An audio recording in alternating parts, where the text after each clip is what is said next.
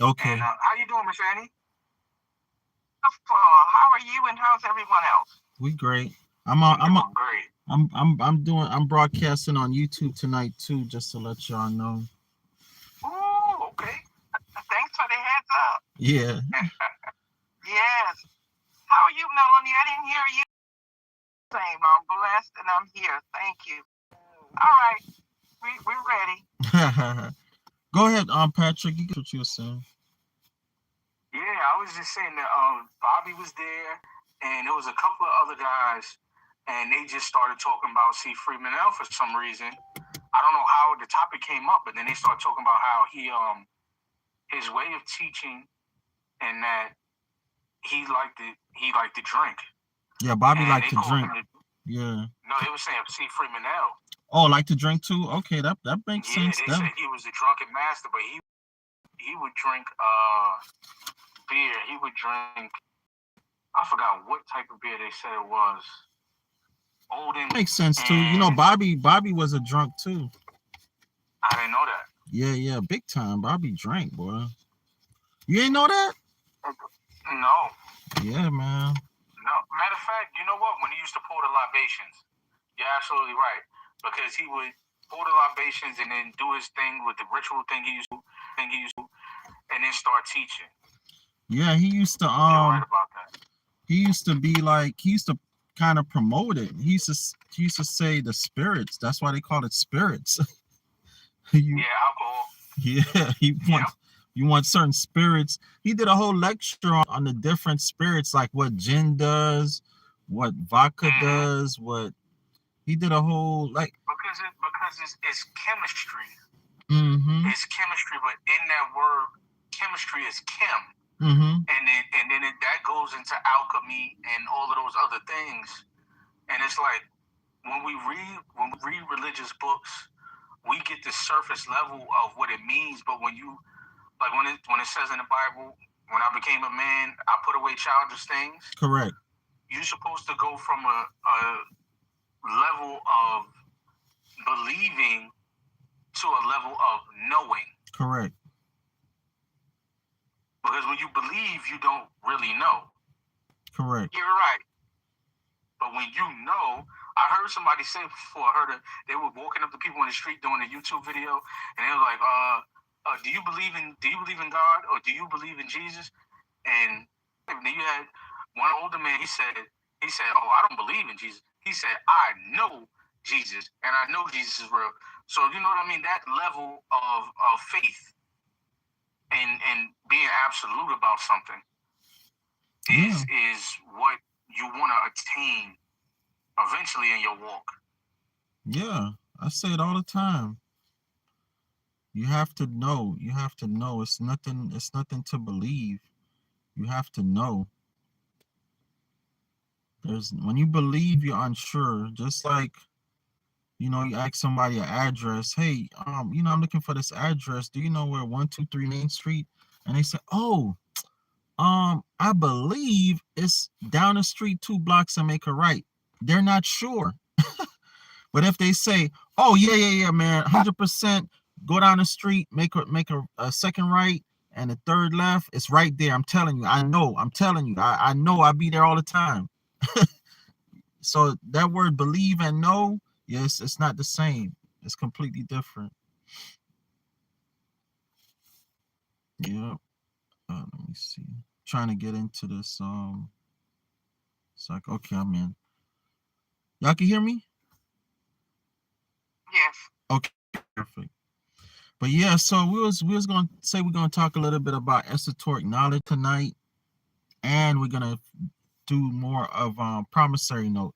The reason why I be getting on y'all about the mind and I be talking esoteric knowledge is because I don't know if y'all know, but once your mind is right, you can do anything. But you have to be in the right mind space. The reason why people are struggling is because of their mind states, and other people are flourishing is because of their mind states. Okay, you take a person born in the worst slums in the world, give them all the books to read, and they actually read it and understand it, I promise you, um, by the time they could get out of there, the universe will give them the opportunity to get out of there and have a wonderful life wherever in the world they want to be. It's too many stories, too many people that this happens to all the time. Wyclef Jean or Jean, however you want to say it, the producer guy from that group, the Fugees with Lauryn Hill, he said he was born on a dirt floor in Haiti, but by the time he was 17, he was a millionaire. Yeah, he was born on a dirt floor in Haiti. He lived in the worst slums in New York, but by the time he was 17, he was a millionaire. Okay. And I personally know people like this. Even Les Brown, this guy and his brother were left abandoned inside of a abandoned building, something like that. I think their mom was a prostitute or something. And Les Brown, look who he became. This guy used to live in his office, you know. Look who he became.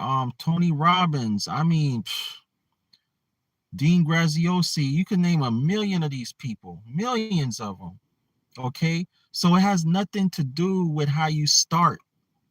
It has nothing to do with the family you was brought into this world through. It has nothing to do with anything except for your mindset. Okay, I remember in my neighborhood when I was coming up, there was this guy, and he was a doctor, a lawyer, and an actor. Okay, let me repeat that. The guy was a doctor, an actor, and a lawyer. And he was like a general practitioner. He wasn't like a big surgeon or anything like that, but he could have been if he wanted to, I'm sure. And he was a immigration lawyer. He was an immigration lawyer, and he was an actor. He used to produce his own films and everything like that. And um I said, man, I want to be that guy. He used to drive a Porsche. That's always been my favorite car, is a Porsche. I always wanted to be that guy growing up. And it's like life happened, and I just got completely sidetracked. And if I'd have really stayed in that mindset that I want to be like him, I promise you, by the time I'm like 17, 18, I'd have been entering medical school. Okay, I would have been entering medical school, but I didn't have the mother and father to like push me in that direction. They didn't sit with me. My stepfather definitely wasn't there, you know, in that way. He just worked. He was just a provider. He just worked. Like, we barely even saw him. And my mom, she worked a lot too. And she was like, school will educate you. She wasn't the type that when you come home, hey, I'm gonna give you extra education. I'm gonna sit down and read with you. What you want to be, son? Okay, you want to be a doctor? Okay, we're gonna go to um hospitals or wherever, and we're gonna, talk to people. Or you want to be a lawyer? Okay, I'm a, um, you know, because my mom even worked for a lawyer. She was a housekeeper. She could have easily said, hey, I want, can you talk to my son? He wants to be a lawyer one day, stuff like that. So, my parents was like, in general, like typical, parents, you know what I'm saying? Just work, work, work, great providers, but didn't really provide that nourishment for my brain and for my development to, really be successful. It was just like grow up and get a job, you know what I'm saying, and get out my house. You know what I'm saying? They ain't kick me out, but that's a typical, grow up and job type of thing. No preparation, no, let me prepare my offspring to do better than I did type of thing. But my mom just wanted to send me off to college and told me to become a cop or something like that. She always wanted to just see me at college or military. She always just wanted to see me go off to the military and come back and be in law enforcement and stuff like that, which is was the furthest thing from my mind. I would have been I would have been a doctor, although I hate blood. Just in a certain type of doctor I would have been, and I wouldn't have been a surgeon or anything like that, but probably like a general practitioner or something like that. And I did want to be a firefighter at one point, and certain things I knew I could have really succeeded, but my mindset was tainted. My mindset was tainted by the domestic violence that was happening in my home with my mom and stepdad, life happening with that, just being a teenager, and your peers, what you and your peers go through, and not having anybody to really sit down and talk to us about that. So you're going through that, fashion, music, you're trying to be like your favorite um whatever entertainer, celebrity, whatever coming up. I was like trying to be like um not trying to be like, but one of my favorite guys was like Ron DMC. I love them guys, coming up. And I used to rock the Adidas and their kind of style and stuff like that. Then as I got older, Michael Jordan and stuff like that, I used to idolize him and stuff like that. So it's like you just see these people as your like idols and you want to be like them, but very few people grow up to be a Michael Jordan. You might have 10 million let's say a real number, maybe a million, 2 million guys coming out of high school, great basketball players. You're only gonna get maybe 500, if that, to go in the NBA every year. Okay, if that. And only 10 out of those, 5 or 10 out of those is going to be like the top money makers that make it all the way through. The rest of them, they'll probably do 1 or 2 seasons and that's it. You see? So, we really don't get prepared.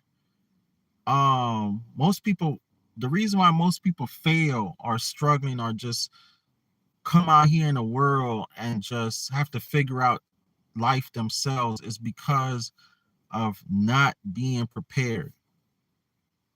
That's what it is. You're not being prepared, and you just forced to figure life out.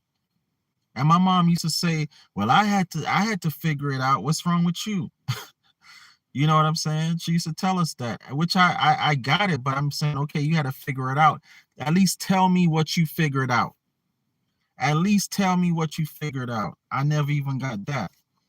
Okay, it was just, whatever school taught us, that was that. And my parents didn't have anything else for me. And again, great providers, nothing against my mom, mother, and father, stepfather, nothing bad to say, but just what it is or what it was, you see. But with the mind, anything is possible. Okay, I proved that to myself. This is not something that I'm regurgitating from somebody else. This is something I proved to myself. I literally had a paradigm shift in my mind. Y'all can still hear me, right? I literally had a paradigm shift in my mind. I never forget. I was sitting in my truck under a tree in the park on either Sheridan Street or Sterling Road in Hollywood, Florida. 20, I want to say 2016, if not 2017. I think 2016. Yeah, 2016. And I was living in that little truck. And little Mazda B 2200. And I was sitting under a tree. I know the exact tree. I remember like it was. I think I even remember the clothes I was wearing. And I'm telling you, imagine sitting under a tree on somebody's land, not having the faintest idea what your future looks like, not having the faintest idea. I mean, literally, I just used to pray that my truck never broke down, because my truck was my home. Okay, my truck was my home. So being stranded somewhere wasn't an option. Okay, and imagine now, 3 months later, about 3 months later, imagine owning trees and land. Okay, that was my situation. I couldn't believe it. $350 down, and I owned the trees, the land, everything. Okay, I couldn't believe it. And even when I gave the money, I owned it, everything like that. I thought it was a scam, but I didn't care. I was like, I don't even care. Whatever I learned from this situation, I know it's gonna be some great things that I learned, and that's it. And it was after the closing, when somebody purchased it from me, like 3 or 6 months later, is when I was like, wow. And I saw this check for 4,500. It was like, wow, I couldn't believe it. And I couldn't believe how easy it was or anything. Okay, but that completely changed my life. But that happened because my mind shifted. My mind shifted. My mind shifted from working, having a job, paying rent, doing what everybody do, to literally, okay, I wasn't houseless because I couldn't pay for an apartment or somewhere to live. No, I was literally houseless by choice. I literally was like, I'll never rent again, because the last place I got evicted for being $80 short on my rent. For being $80 short on my rent, I got evicted. So I had made it up in mind. I had a whole paradigm shift in my mind. I would never rent again. And I said, I don't care how I'm going to do it, but I'm going to own now. I'm going to own now. I'll never rent again. So because I set that standard to the universe had no choice but to give me something to own, something to control. Okay? That I'm the landlord now. I can rent this thing out now. I'm the landlord. Okay? And that's what it did. And from that moment on, when I closed and sold that property, and life was happening now how I wanted it to be, I said, I'm going to always set my intentions. I'm going to always set my intentions. And however I set my intentions, I'm not going to back down. That's going to be my intentions, and I'm not going to back down for nothing. And I've lived my life like that since 2017. I've never backed down from what I say. I 100,000% am manifesting. Um, even my prices, with everything that I do, from contracting work, handyman work, renting, my rental prices, everything, my pricing. I'm like, if nobody gonna pay that price, I'm not gonna offer my services or goods or my properties. I want what I want. Okay, that's literally how life goes. Literally, you go in a store right now and they say toilet paper is $19.99 for 8 rolls. You have no choice but to pay it. You could steal it, but you have no choice but to pay it. If they say gas go to $6 a gallon for regular, everybody have no choice but to pay it. You complain, you go steal gas, but you still have no choice but to pay it. And that's how it is with everything. We can do the same. And we do it all the time, but we don't do it with everything. We do it with some things. Okay? But if you did it with everything, you will see everything. If you just say, this is my standard, I'm not going no less than the standard. Now, you might have to wait a while, depending on what you order from the universe, but I promise you, it will come eventually. I promise you it will come eventually.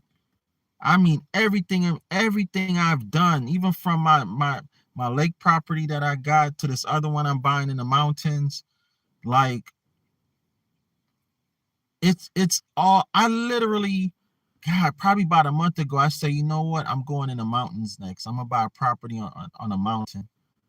And I promise you, I'm looking on all these county websites and one popped up. I went to see it and I'm like, it's always something where I know a property is mine. I know it's mine. I'm like, wow, this is my next property. Wow. So everything, you just have to wait. You just have to wait, but it will be yours. Even this lake property, it took me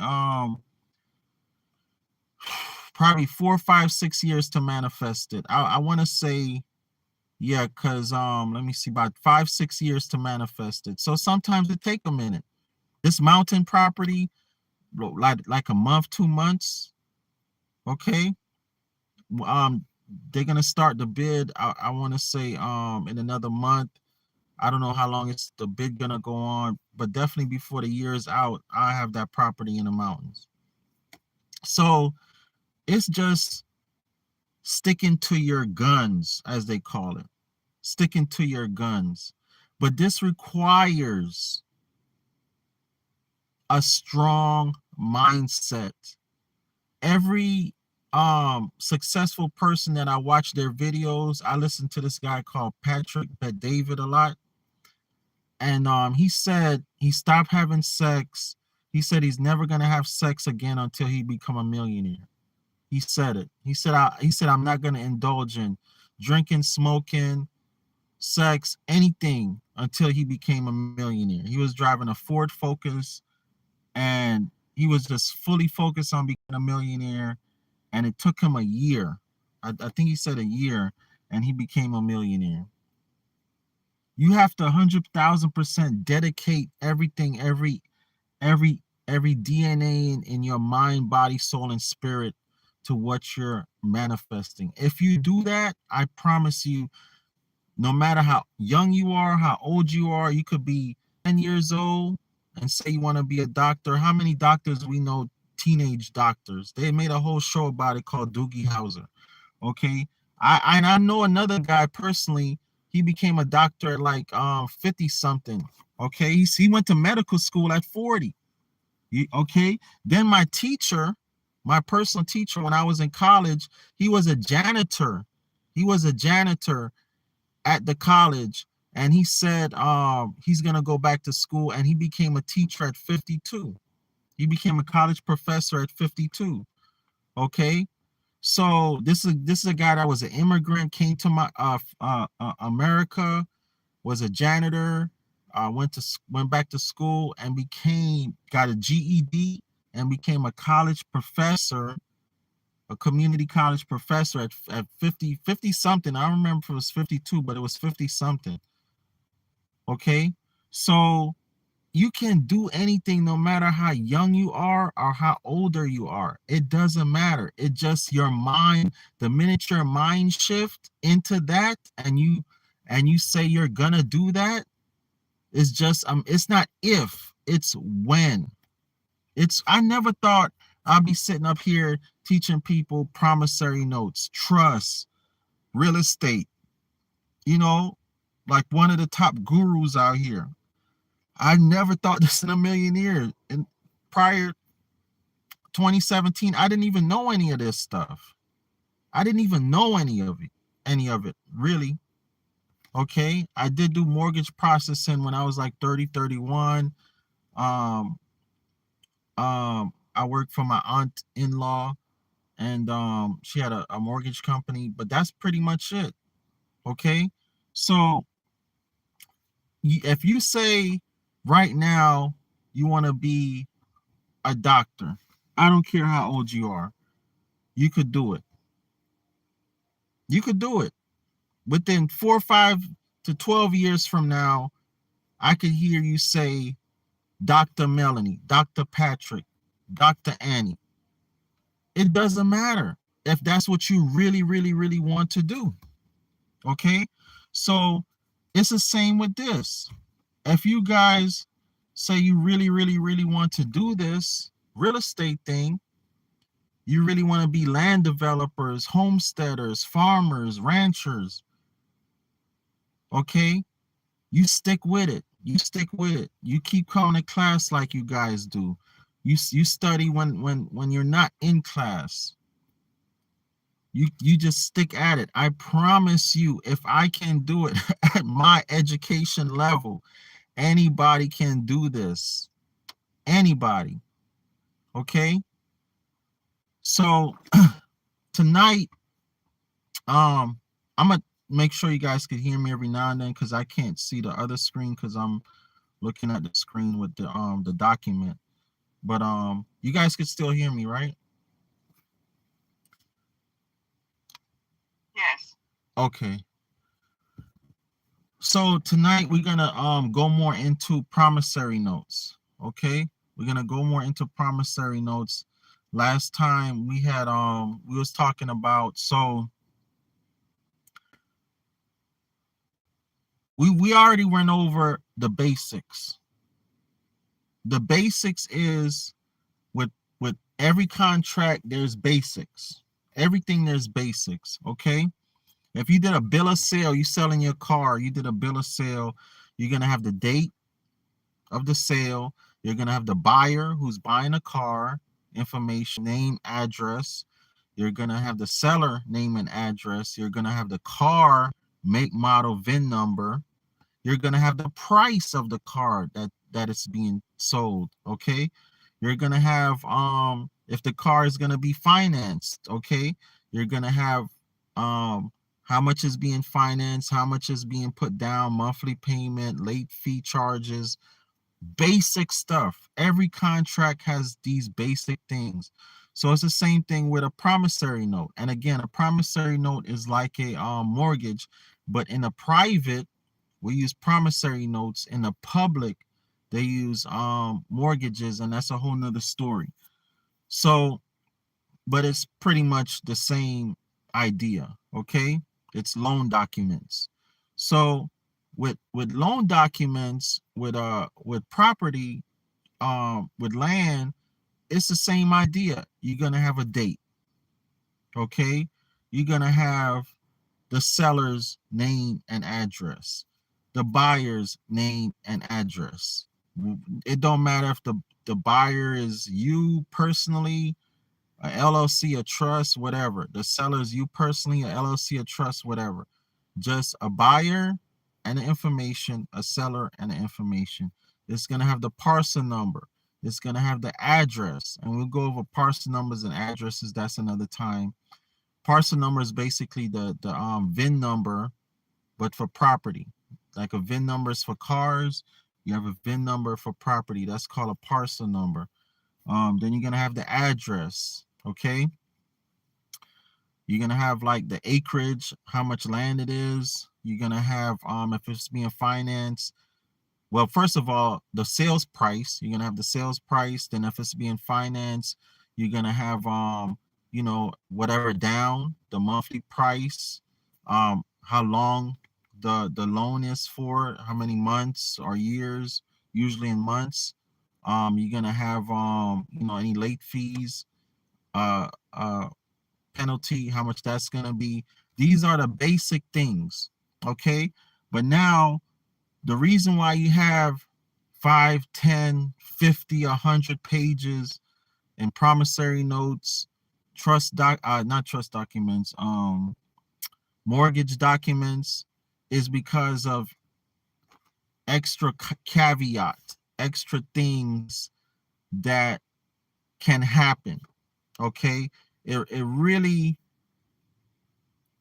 doesn't have anything per se to do with the loan, the money thing, but it has to do with things, mishaps, things that can happen. Okay. incidentals. Okay, so you might say, the seller might say, look, selling you this property, blah blah blah, everything like that, but you can't resell it for 5 years.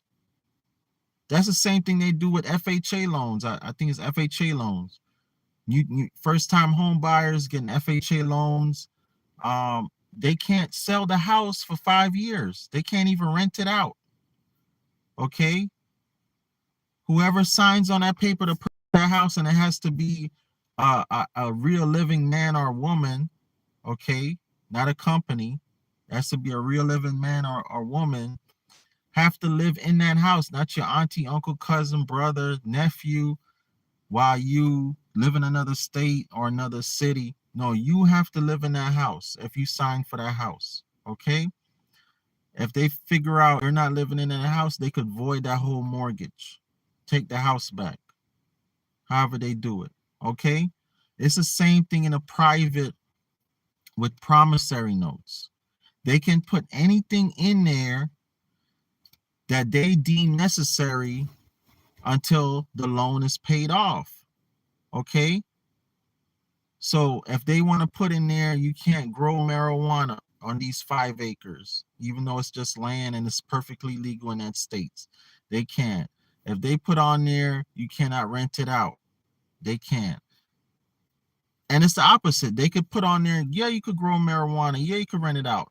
So what, however they could say no to, they could also say yes to. Okay, but I'm just throwing some different things out there. They could choose. They could say no off-grid living, or yes, you can live off-grid. They could say no RVs, even though it's perfectly legal in that state or whatever. Yes to RVs or no to RVs, because maybe they don't want you to have an RV out there and something happen, and now they have to figure out how to get that RV off the land. Okay, all of these things, right? So basically what I'm going to be reading is just caveats. It's just things that are extra that people have experienced, and they say, you know what, the next property I sell like this, I'm going to put this caveat or this in the contract. Okay, and that's all it is. So I'm saying all of this to not be intimidated when you see 50 pages of paperwork you got to sign, 100 pages of paperwork you have to sign. It's literally all filled with stuff that you can negotiate, but stuff that the seller just want to happen or don't want to happen. Make sense? Any questions, any comments? Everybody understand what I'm saying? Or understand? Yeah? Sir. Okay. So I'm not even sure where we left off last time. There's even a caveat in here, who pay the taxes. You could pay them yourself, or the seller could keep paying them and just put them in the payments with the note. Okay, same thing with a regular mortgage. They do the same thing. Okay, you could pay them, or the lender can pay it and then charge it back to you in your mortgage. Okay, you can have fixed rate mortgages or adjustable rate mortgages. The same thing in a private. You can have a fixed rate loan, interest, or adjustable, or no interest but a fee. Okay, a fee. You might say, okay, I'm loaning you 2,000, but I don't have time to figure out interest every year. I'm gonna charge you another 2,000 in interest, so I'm gonna just charge you 4,000. Okay, all of these things pretty much goes. Okay, like I tell you guys all the time, if you can imagine it, all the parties agree, all the parties are in their right mind, you could put it in a contract. Okay, you could put it in a contract.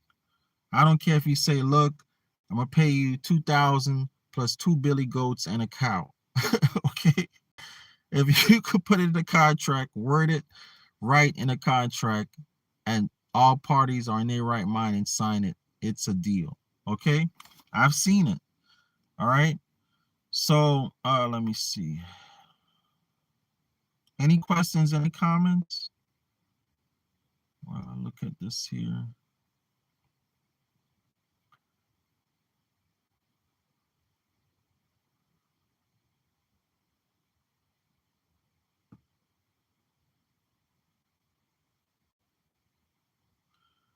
I'm trying to see where we kind of left off.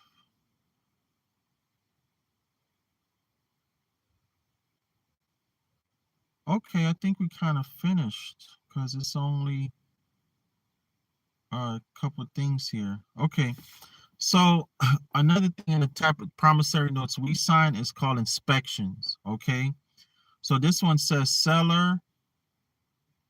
or seller or agent of the seller may make reasonable inquiries upon the inspections of the property.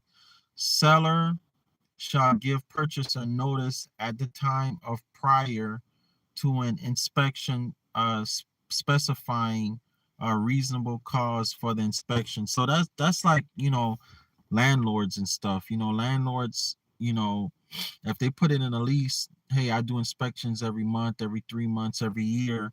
Hey, long as the landlord say I'm coming on May 5th or whatever, they could come in there. Okay. They you signed the contract that they will become, that you're okay with them coming in there every week, month, year, whatever. And as long as they give you notice, they put you on notice that they're coming. Hey, when they show up, it ain't no, oh no, you can't come in here. Okay, now you could do that, but I'm just saying, you just causing more problems for yourself. Okay, anybody could do what they want, but again, you agree to something, you don't do what you agreed to, you just causing problems for yourself in the long run. Okay, so that's not really something that has to do with the loan, but or the money thing, but that has to do with the lender or the property owner protecting their interest in the property. Okay, they don't want to come back or have to repo the property and find out that you done ripped out the bathrooms and kitchens trying to remodel it yourself. You just got into it with your girlfriend or boyfriend and bust holes in all the walls. Okay, they don't want to find out you done dug up every inch of the property looking for gold because somebody told you it was gold on the property. Now they got to fill all these sinkholes. Okay, so there's a caveat in there for inspections. Make sense? All right. So now another one. Okay. Pretty much the last one. Hazardous materials, hazardous substances. Okay. Purchasers shall not cause or permit the presence, use, disposal, storage, or release of any hazardous substances on or in the property. Purchaser shall not do nor allow anyone else to do anything affecting the property that is in violation of any environmental law.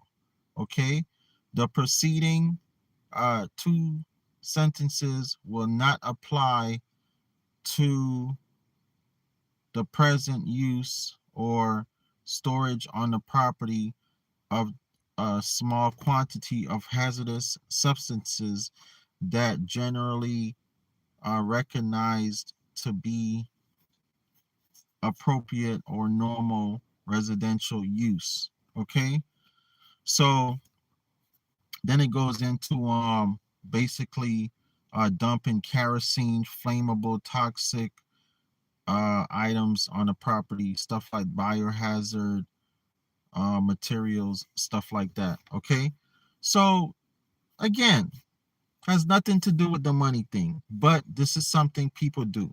Okay, and you don't want to repossess the property or the seller or lender repossess the property, and come to find out, you know, the person been doing mechanic work on the property and leaking all the brake fluid, engine oil fluid, coolant fluid in the land. Okay, again, the land will eventually cleanse and purify itself, but you don't want to have to deal with that. Okay, if you got to kick a person off the property and sell it to somebody else.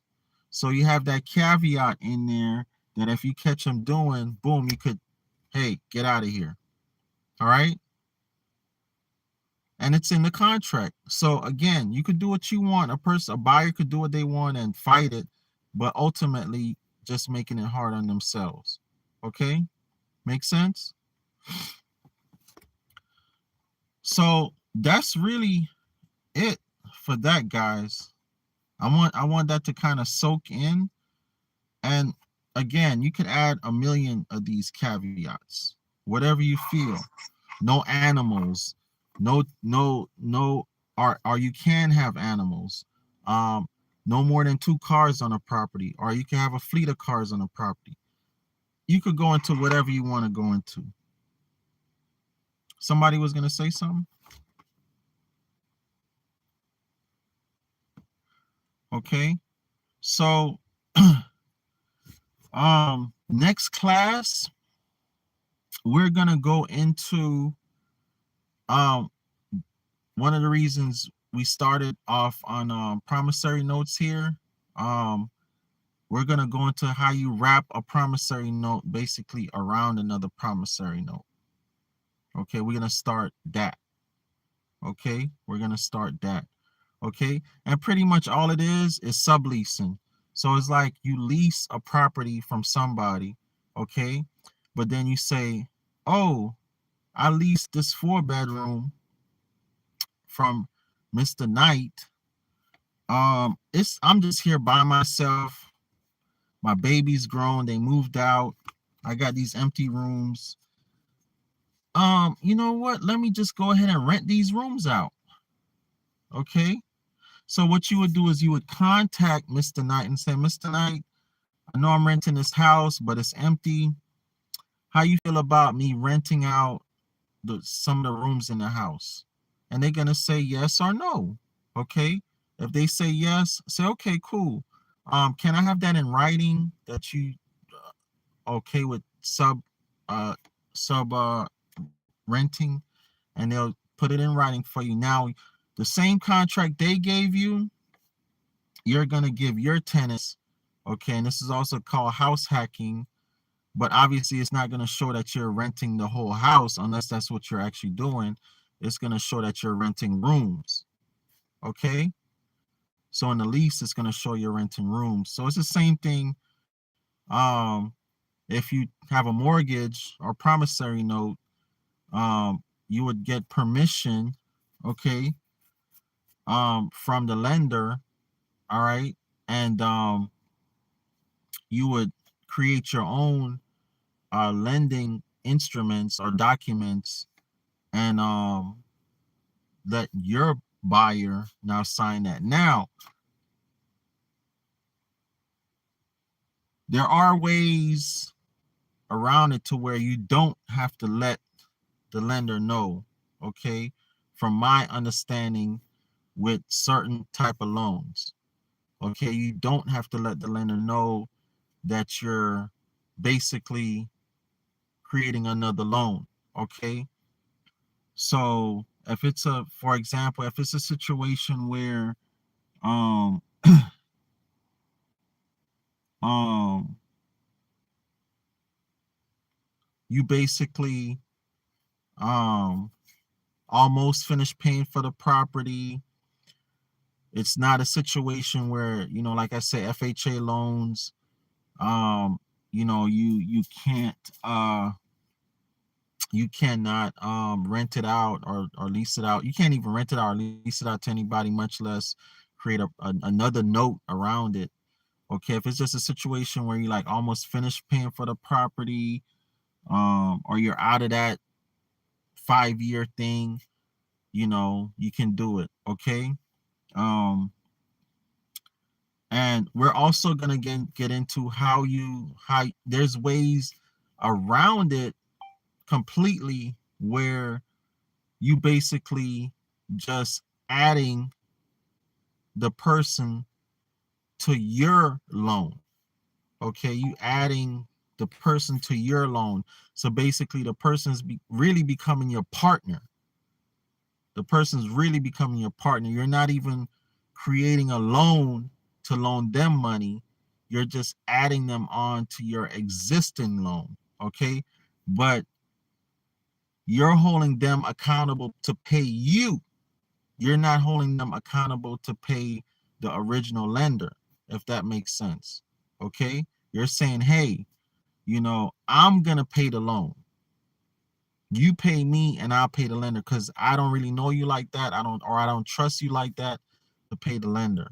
So you basically are creating, in your promissory note, you're basically creating a situation where it's just basically gonna say, hey, you're gonna pay me. We do owe payments. We do have an existing loan on this property. You're gonna pay me and I'm gonna pay the loan. Okay. So we'll talk about those different things in next class. That makes sense? Yes. All right, guys. So I mean, that's pretty much it. I thought it'd be on here longer, but yeah, that's it. Unless you guys have any questions or comments, that's it. I'll see you guys Tuesday. All right. All right, love. Thank you guys so much for showing up. Love you so much. Okay, Love guys. you too. Okay. Everyone have a wonderful night. Okay. And a wonderful week. Peaceful Thank rest. You. Thank you. So that's how we do it, YouTube. That's how we do it at Dragon University. So I'm the only one offering lifetime membership. I offer lifetime membership. Okay, we have class 2 yays a week. Y'all say days, I say yays. Okay. I don't fluff anything. I talk straight. You ask your questions, you give your comments. We talk about different things. We talk about life, real situations, real estate situations. Whatever I know, you'll know. Excuse me. Whatever I know, you'll know. I don't hold back information based on, oh, they got to pay me more money for this information, more money for that information. They got to upgrade to, I don't do that. It's just one payment, $9.99. You could break it up over 6 months or a year, depending on your down payment. Minimum down payment for the class, $99.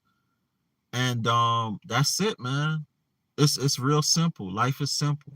Life is simple. It's real simple.